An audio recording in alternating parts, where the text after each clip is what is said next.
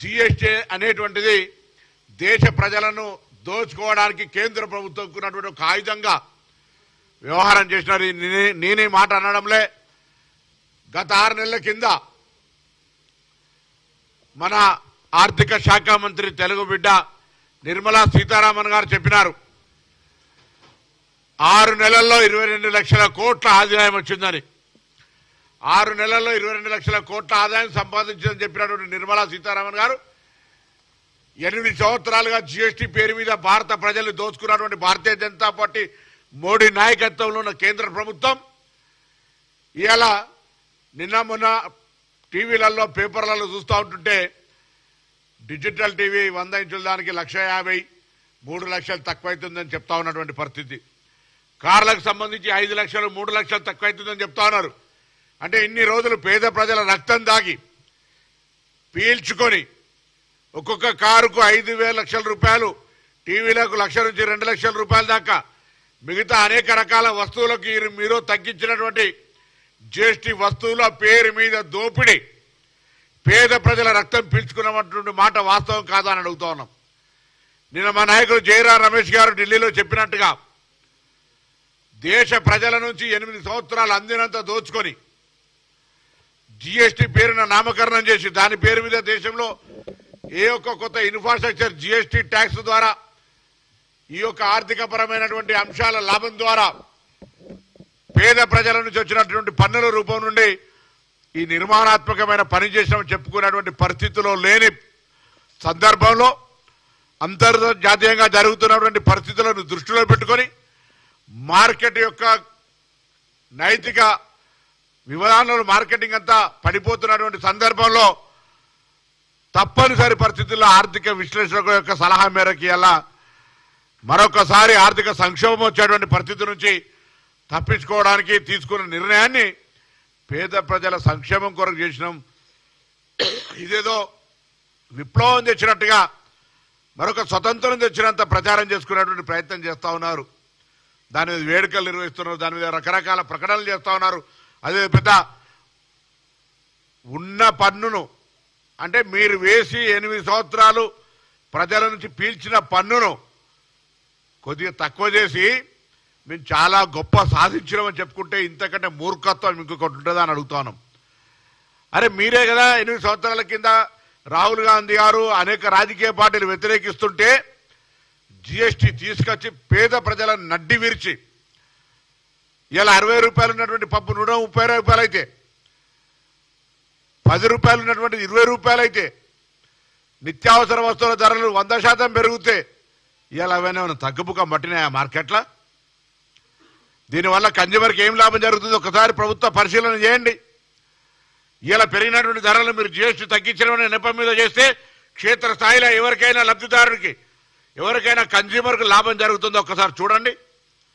ఆర్భాటమైనటువంటి అట్టహాసాల పునాదుల మీద ఓహో మేము జిఎస్టీ తగ్గించడం పెంచింది ఎవరు, జిఎస్టీ పేరు మీద రక్తం పీల్చింది ఎవరు, ఇలా మేము దొడ్డు పైపు 1 HP మోటార్తో పీల్చింది ఇలా 25 దానికి సంబంధించినటువంటి MM పేరు మీద పీల్స్తామనేటువంటి ప్రయత్నం జరిగి మేము పెద్ద గొప్ప చేసినాం, మీకు ఏదో రిహాబిలిటేషన్ చేసినాం, మీకు పెద్ద ఉపాధి చేసినాం, మీకు పెద్ద బెనిఫిట్ చేసినామని చెప్పుకొని పండుగ ముందర సంబరం జరుపుకోమని చెప్తున్నారే.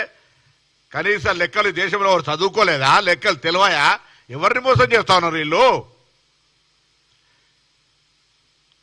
తెలంగాణకి ఇలా ఈ జిఎస్టీ తగ్గించిన పేరు మీద 7,000 కోట్ల రూపాయల నష్టం వస్తూ ఉంది పన్ను రూపంలో. రైట్, మరి పేద ప్రజలకు ఏమైనా లాభం జరిగిందా? పేద ప్రజలకు ఎంతవరకు జరుగుతుంది?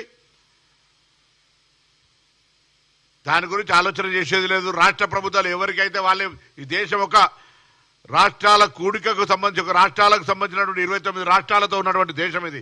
ఫెడరల్ సిస్టంలో ఉన్నాం మనం. రాష్ట్రాలకు సంబంధించినటువంటి పట్టింపు లేదు, ఆర్థికపరమైన అంశాల మీద ప్రభుత్వాలు సహకారం అందించేది లేదు.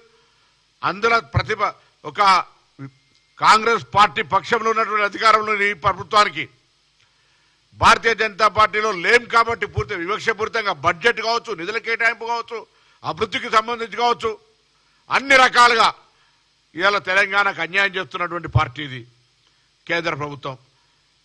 బాధ్యత లేనట్టుగా వ్యవహరిస్తూ ఉంది. తెలంగాణ మా భారతదేశంలో అంతర్భాగం కాదన్నట్టు వ్యవహరిస్తూ ఉన్నది. ఇది కూడా ఆలోచించాల్సిన అవసరం ఉంది. తెలంగాణ ప్రజలు ఆనాడు జీఎస్టీ పెట్టినాడే వ్యతిరేకించిన పార్టీ కాంగ్రెస్ పార్టీ. గబ్బర్ సింగ్ ట్యాక్స్ జీఎస్టీ అంటే పేద ప్రజలకు రక్తం పిలవడానికి గబ్బర్ సింగ్ ట్యాక్స్ పేరు మీద నరేంద్ర మోడీ పెట్టినటువంటి విధానం ఇది.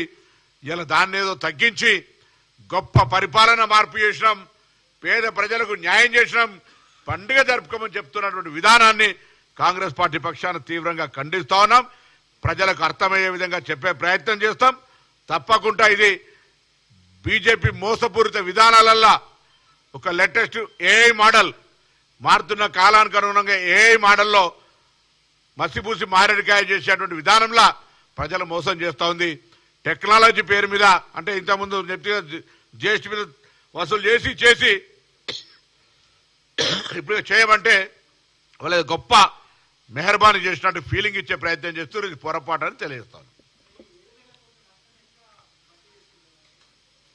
అందుకే రాష్ట్ర ప్రభుత్వం పక్షాన అధికారులతోటి మంత్రివర్గంలో ఇతరత్ర అనుభవజ్ఞులైనటువంటి ఆర్థిక నిపుణులతో సలహాలు తీసుకొని దానికి సంబంధించిన ఆలోచన చేస్తాం. కానీ ఫెడరల్ సిస్టంలో కేంద్రము బాధ్యతారాహిత్యంగా వివరించేటువంటి అంశం వల్ల ఇటువంటి ఆర్థికపరమైన ఇబ్బందులు రాష్ట్రాలకు ఏర్పడ్డప్పుడు కేంద్రం పెద్దన్న పాత్ర పోషించి ఆ రాష్ట్రాలకు అండగా ఉండాల్సినటువంటి పరిస్థితి. కానీ రాజకీయ దురుద్దేశంతో అధికార పక్షం ఇక్కడ కాదు, ప్రతిపక్ష పార్టీ అయినటువంటి కాంగ్రెస్ పార్టీ తెలంగాణ రాష్ట్రంలో అధికారంలో ఉందని వివక్షపూరితంగా వ్యవహారం చేస్తా ఉన్నాడు. ఇది మనం ప్రత్యక్షంగా ప్రస్ఫుటంగా గమనిస్తా ఉన్న పక్కన ఆంధ్రప్రదేశ్ రాష్ట్రానికి ఇస్తున్న నిధులు, తెలంగాణకు ఇస్తున్నటువంటి నిధులు. ఇవాళ మన దగ్గర తిరుపులార్ రీజనల్ రింగ్ రోడ్డు సంబంధించి, మెట్రో విస్తరణకు సంబంధించి, గోదావరి జలాలు హైదరాబాద్ తీసుకొచ్చేటువంటి అంశానికి సంబంధించి, ఇంటర్నల్ ఇన్ఫ్రాస్ట్రక్చర్ ఇంప్రూవ్మెంట్కి సంబంధించి, ఎడ్యుకేషన్ ఇన్స్టిట్యూషన్స్ ఇంప్రూవ్మెంట్కి సంబంధించి, ఇండస్ట్రియల్ డెవలప్మెంట్ గ్రోత్కు సంబంధించి, ఐటీకి సంబంధించినటువంటి అనేకమైనటువంటి అభివృద్ధి తీసుకురావడానికి సంబంధించిన అంశాల లోపల కేంద్రం పూర్తిగా వివక్షపూరితంగా వ్యవహరిస్తూ ఉంది. అయితే సొంత రాష్ట్రం గుజరాత్ లేకపోతే ఇవాళ ప్రభుత్వానికి 11 నెంబర్గా కాళ్ళలాగా నిలబడడానికి అవకాశం ఇచ్చినటువంటి ఆంధ్రప్రదేశ్కో బీహార్కో తప్ప ఎన్నికలున్న బీజేపీ ప్రాంత రాష్ట్రాల్లో తప్ప ఎక్కడ కూడా నిధులు కేటాయించే ప్రయత్నం జరుగుతలేదు. ఆ విధానంలో తెలంగాణకు పూర్తిగా అన్యాయం జరుగుతూ ఉంది. మరి అటువంటి విషయం లోపల